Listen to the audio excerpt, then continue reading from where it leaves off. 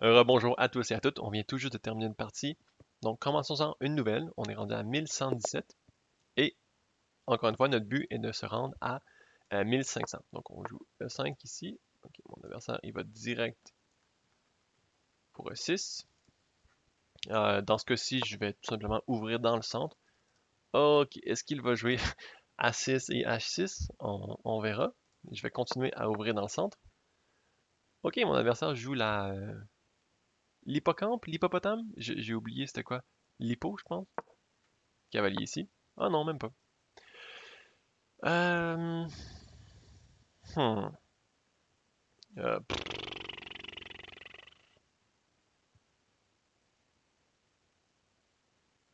j'ai pas le goût.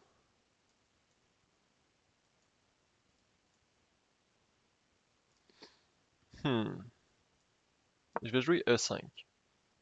Je veux pas jouer D5 parce que je veux pas qu'il puisse refermer le centre. Donc, je vais y aller ici.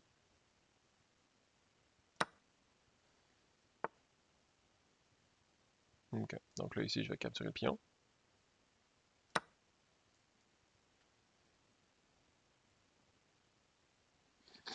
Et si jamais l'échange de dames arrive, ma... ce pion-là en D6 éventuellement. Oh, oh là là là là. Ok, ça va être un pion monstre. Ça va être un monstre. Vraiment, là. Ouf. Donc là, je vais commencer par solidifier mon pion. C'est très important. Je veux pas que mon pion meure. Donc je viens de le solidifier. Je peux même jouer ici B4 pour le solidifier.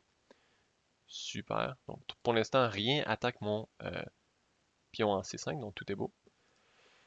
Euh, je sens que mon adversaire va reculer long. Quoique j'aimerais jouer un petit coup comme cavalier B5. Mais j'ai déjà développé mon cavalier. Donc je vais rester calme. Et je vais tout simplement développer mes pièces. Donc je vais y aller ici avec mon cavalier en F3.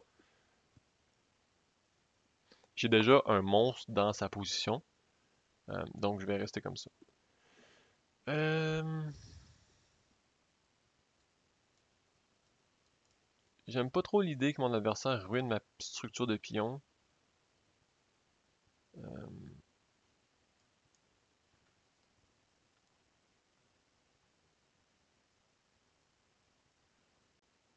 hmm. Donc je vais y aller pour la capture. Et ensuite je vais développer mon fou.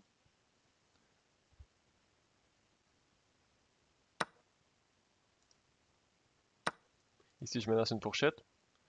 Mon adversaire a cavalier D3. Ok. Donc là, il attaque mon pion euh, en C5. Donc je peux le défendre de deux façons. Avec mon pion ou avec mon fou ici en E3. J'aime beaucoup le fou ici E3, mais je veux juste m'assurer qu'il n'y a pas de fourchette. Donc fou E3, cavalier G4, c'est pas super intéressant. Donc je vais commencer par le défendre avec un pion plutôt. Quoique, il y aurait cavalier ici, mais s'il décide de capturer là, ça me dérange pas trop. Je peux juste... Ah, mais... Ah, mais si je viens ici, cavalier ici, ça fourchette mon pion et lui. Donc je vais commencer ici. Ok, donc ça c'est ce que je pensais. Ce qui est quand même drôle, c'est que je peux tout de même aller pour l'échec là. Par contre, après, où est-ce que mon cavalier se rend? C'est une très bonne question. Disons échec, roi ici. Bon, mon cavalier est quand même bien positionné. Euh, Est-ce que je viens ici, échec? Je vais le faire, je vais le faire, je vais le faire. Donc si je m'attends à quelque chose comme roi D7, exactement. Donc encore une fois, tout ça c'est défendu ici. J'ai vraiment le goût de faire un lock rond. Un lock. un, un lock rond. Wow. J'ai vraiment le goût de faire un rock long parce que ma tour va être directement en D1. Par contre, mon roi va être euh, un petit peu attaqué. J'hésite. Je vais y aller pour. Ça l'empêche aussi mon adversaire de venir se déposer ici en D3. Donc je vais y aller pour le roc long. Donc ça vient mettre encore plus de défense au pion ici en D6. Donc ça c'est très... Ok. Donc là mon adversaire attaque mon fou. Ce qui est quelque chose que je n'aime pas beaucoup. Euh, je vais m'assurer qu'il ne peut pas vraiment se rendre ailleurs. Je pense peut-être même que quelque chose comme ici serait intéressant. Donc je vais y aller pour ça. Je vais aller ici. Oh! Qu'est-ce que c'est que ça? Mon Dieu! Qu'est-ce qui s'est passé? Ok, ben on gagnait déjà la partie, donc on aurait fini par la réussir. Euh, mais, mais bon. Donc, morale de l'histoire, si votre adversaire joue des variations vraiment bizarres comme ça, essayez de prendre beaucoup de centres, ok? Essayez de suivre les principes d'ouverture des échecs, donc euh, contrôler le centre le plus possible. Donc c'est pour ça ici que j'ai joué C4.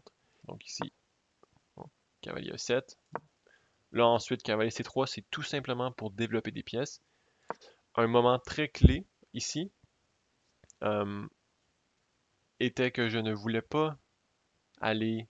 Bon, l'ordinateur dit que j'aurais dû, là, mais je ne voulais pas aller D5. Pourquoi? Parce que je voyais que il y avait E5 après, et ça venait euh, fermer le centre. Pourquoi j'aime pas ça? Parce que quand votre adversaire joue beaucoup de coups de pion et est pas actif dans son développement, mais plus comme passif, fait pas vraiment d'attaque, fait juste des coups de développement très passifs, c'est bon d'ouvrir le centre et d'attaquer le roi. Donc j'aimais vraiment pas cette position-là parce que je pouvais presque rien faire. Euh, mais j'aimais moins cette position-là. Donc j'ai été pour E5. Et l'analyse n'aime vraiment pas mon coup. Mon idée avec E5 était que s'il capture ici, ce qui est arrivé dans la partie, je peux recapturer. Et s'il capture ici, je peux capturer sa dame. J'empêche mon adversaire de rocker. Je peux développer mon fou. Et ensuite, je vais faire un rock long. C'était ça l'idée. Et dans l'autre cas, si mon adversaire poussait son pion, là, j'aurais pu capturer dans le centre. Mais ici, c'est même conseillé de capturer le pion en C5. Mais moi, mon idée, c'était de capturer dans le centre. Capturer ici, peut-être. Ensuite, capturer ici. J'ai deux attaquants. J'ai les pions dans le terrain de mon adversaire. Donc, ça me donnait des chances d'attaque. Donc, je préférais E5 parce que ça l'ouvrait la position, mais on dirait que ce n'était pas le bon coup. Mon adversaire pouvait capturer ici. Ensuite, dame prend. Ici, c'était pas super. Le meilleur coup que mon adversaire aurait pu jouer, c'était cavalier F5. Ah, ok, wow, ça c'est bon. J'avoue. Ça protège ça attaque ma dame et ça protège son pion ici. Deux fois de plus. Et je l'ai pas vu comme ça. Mais ça tombe que à ce niveau-là, votre adversaire ne fait jamais les meilleurs coups. Ben, des fois oui, mais jamais c'est un mauvais mot. Ne fait pas tout le temps les meilleurs coups. Donc ici, j'ai pu en profiter. L'échange de dames était bon pour moi. Je recapture. Et là, très important selon moi, c'était C5. Ici, pour venir vraiment avoir une base forte à notre pion en D6. Et si on change l'échiquier, imaginez-vous jouer les noirs dans cette position-ci et d'avoir ces deux pions-là dans votre position. C'est très restreignant comme pion. C'est des pions supportés, donc ça va être très difficile à les détruire. Waouh, waouh. De retour pour les blancs. Ici, mon seul but, à partir de maintenant, je sais que j'ai l'avantage, c'est de garder cette chaîne de pions-là et mettre de plus en plus de pression sur mon adversaire, de ce côté-ci. Donc là, prochain coup, je vais juste développer mes pièces pour ajouter des attaquants. Ici, j'ai décidé de capturer parce que je ne voulais pas, par exemple, jouer ici et laisser mon adversaire doubler mes pions. Je trouvais que c'était pas super. J'aimais pas la structure de pions que j'avais. Donc j'ai décidé de échanger tout de suite. Et ensuite développer mes pièces. Il fait l'échange, je menace la fourchette, il vient ici.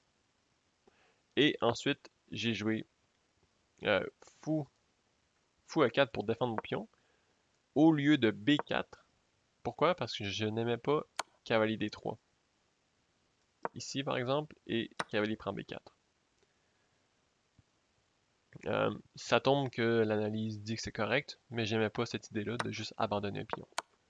Donc c'est pour ça que j'ai joué fou ici, et en même temps ça développe mon fou, donc c'est bon.